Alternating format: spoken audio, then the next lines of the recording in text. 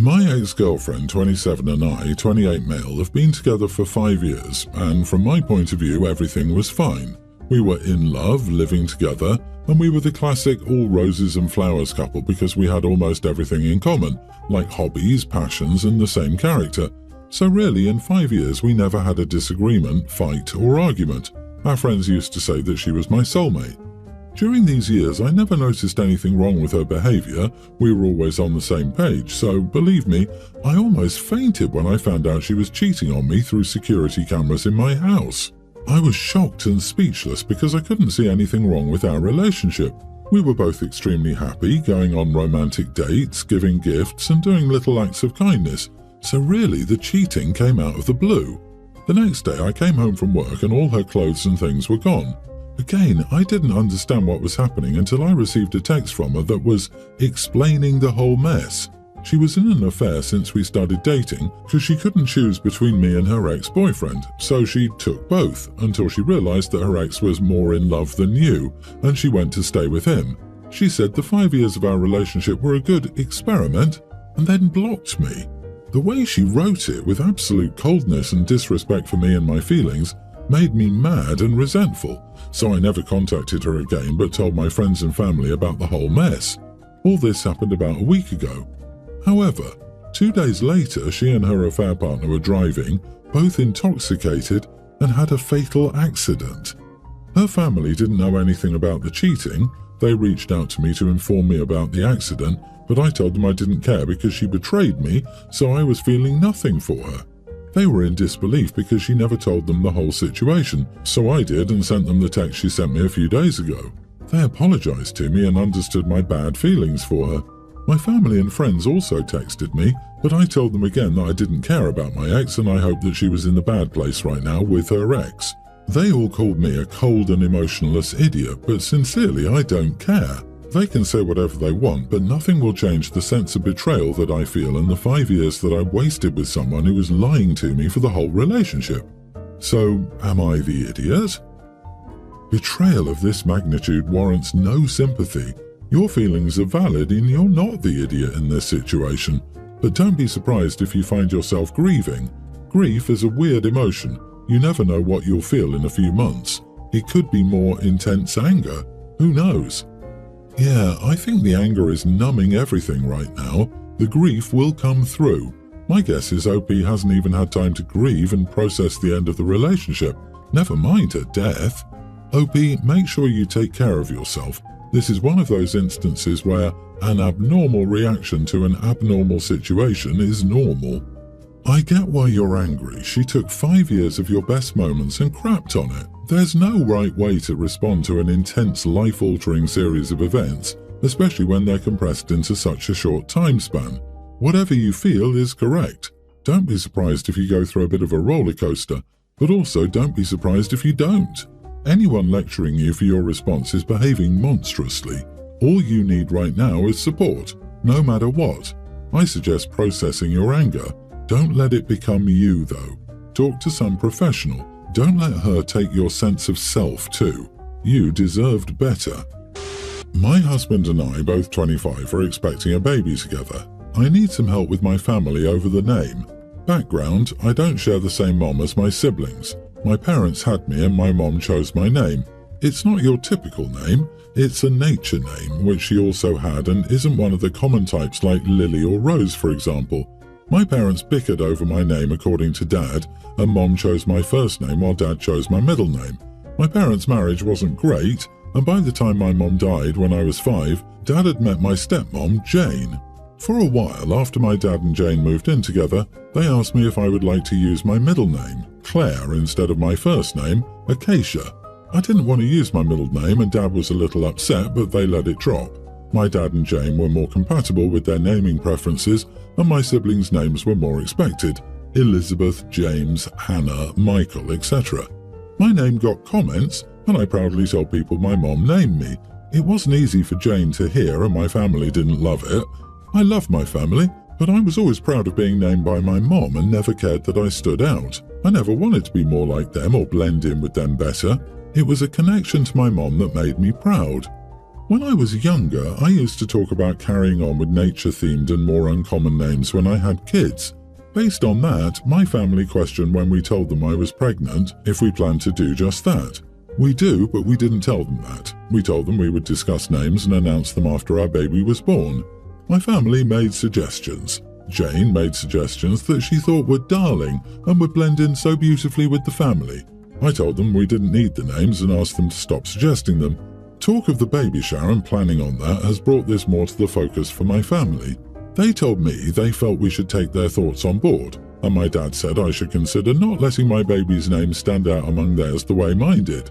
My siblings wanted me to consider Jane and how she would feel if I copied my mom's style and stayed far away from hers when she'd been raising me for years and hearing me bask in the joy of people knowing my mom named me. I reached the end of my rope and told them all that they don't get a say on my baby's name and that I don't want my child's name to blend in with theirs, that it doesn't matter the way they seem to think, and the way they make it sound is like telling me I have to choose between them and my mom, or more accurately, Jane and my mom. They told me I was callously dismissing their feelings, what this meant to them, and what message I was sending to others. They said I started it years ago by clarifying that I wanted to name my kids like Mom named me. Am I the idiot?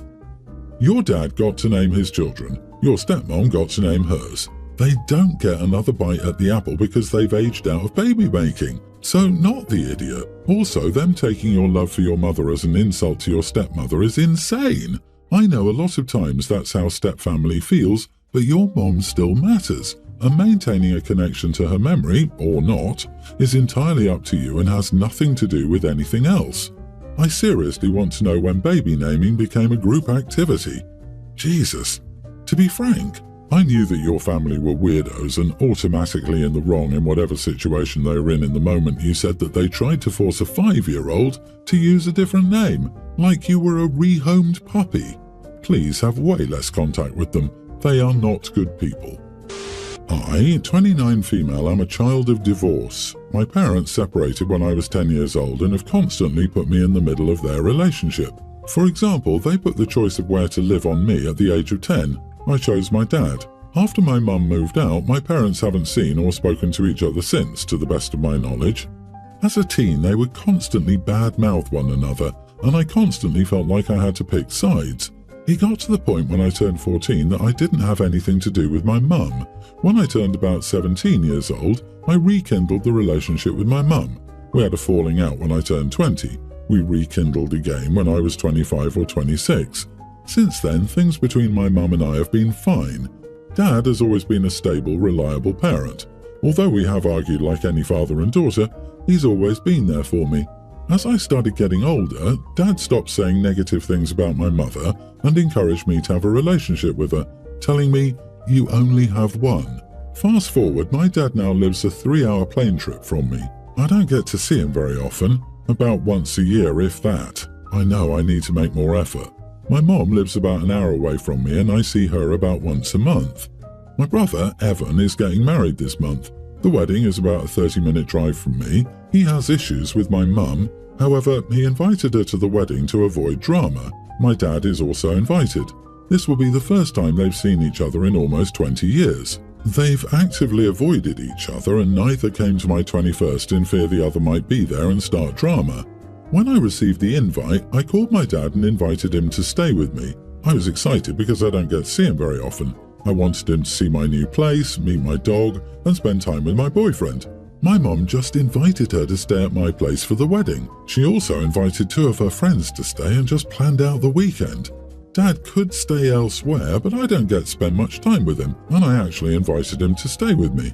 Dad isn't a big drinker, neither am I. The rest of my family is. Dad doesn't want to stay in the provided accommodation due to the drinking and likely carrying on that goes with it. Mum cannot stay at the provided accommodation as it's with Dad's family. They all had a falling out after the divorce. I want to ask my mum to find somewhere else to stay so my dad can stay with me. Dad is pressuring me to tell Mum to stay somewhere else. I haven't told my mum yet about Dad wanting to stay or being invited to. I should have when she invited herself over, but I feel like a 10-year-old kid again, too shy and emotional to say anything. My boyfriend has offered to speak to my mum and arrange accommodation for her and her friends. but I feel like I'm almost 30. I should be able to just tell my mum to stay elsewhere. I feel guilty and upset about the thought of doing this. My brother said he would disinvite mum, which would be the end. But he's being dramatic, although trying to look out for me and my feelings. My brother offered to deal with it, but it is his wedding and he should focus on that. Am I the idiot if I tell my mum to find alternate accommodation? You invited your dad. Your mom invited herself. You tell her no. Say, sorry mom, but I don't have room for you and your friends. I've invited someone else to stay here. You'll have to find other accommodations. Stick to that. You must stick up for yourself and your dad. It would be incredibly hurtful to your dad to uninvite him just because you don't want drama. You have to grow a spine and deal with this as an adult. Not the idiot, unless you wimp out. Girl, let your support system support you. Stop resisting boyfriend's offer to help. If OP can't do it, just let him. Mum is being so rude offering OP's home to other people. She needs to hear no loudly and clearly. Honey, you are emotionally and mentally still struggling with the verbally abusive dynamic when you were a child. Let boyfriend take care of this. Go get yourself therapy, and at some point in the future, you may be able to deal with things like this. It's okay that it's not now. I, 34 female, called out my cousin's 28 female fiancé, 35 male, for being rude and ordering a dish for himself at a family-style dinner. My family seems to be divided in this situation. Background, my family is Canadian and ethnically Chinese. My uncle and his wife, Aaron and Gloria, live in China and haven't come to visit in 4 years. It's also the first time we're meeting their toddler son. They wanted to host a big Chinese banquet dinner, 16 guests, at a Michelin star restaurant. Dinner is served family style, with an 11-course set menu ordered in advance. My cousin, Monica, brought her fiancé, Todd, who wasn't initially invited, so we ended up being 17 guests. This wasn't a huge deal, just a minor oversight, so there was plenty of room and food to go round. 2 dinner sets were ordered, enough food for 20 people. We had 4 Peking ducks and everyone got a generous serving of 5 to 7 wraps each. Another Peking duck was brought to our table later. My aunt was confused, but Todd spoke up and ordered another Peking duck, $280 before tax. He had no intention of eating the rest of the dishes and just wanted to fill himself on duck. We were all taken aback, but we didn't say anything about it for the rest of the dinner. My uncle was visibly disgruntled. Todd didn't discuss this with anyone before ordering. Gloria paid for the dinner. I don't know the full amount, but I looked on the restaurant's website.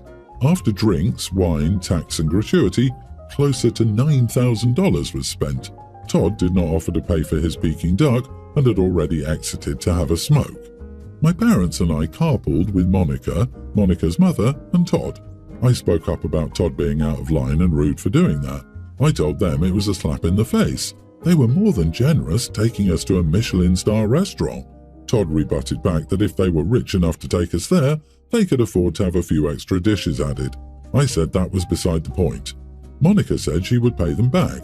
My argument is less about the money and more about how Todd did what he did without even acknowledging it as being rude or ungracious. Todd doubled down and said that if it really bothered them, they would have asked him to pay for his portion. If Todd intended to pay for his Peking duck, why didn't he just return another day for it?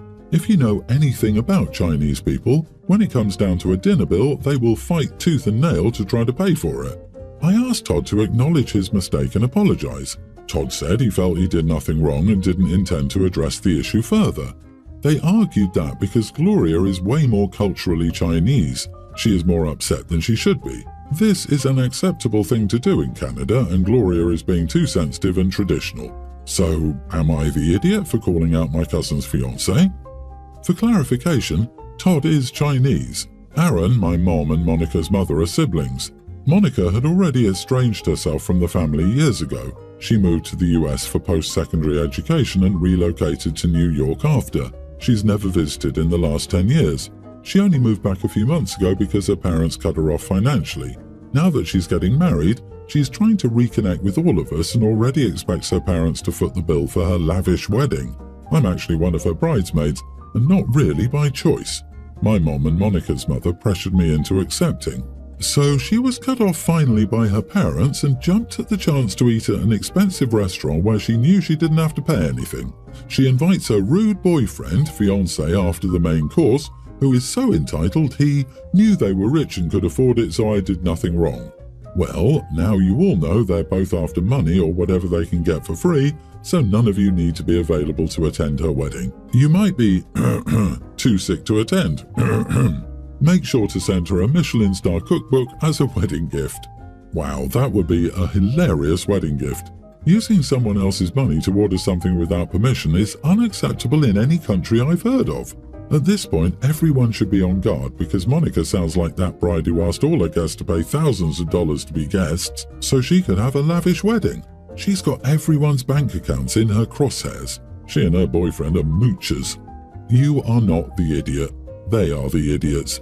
I would let your cousin know Todd will not be invited to anything else family-oriented.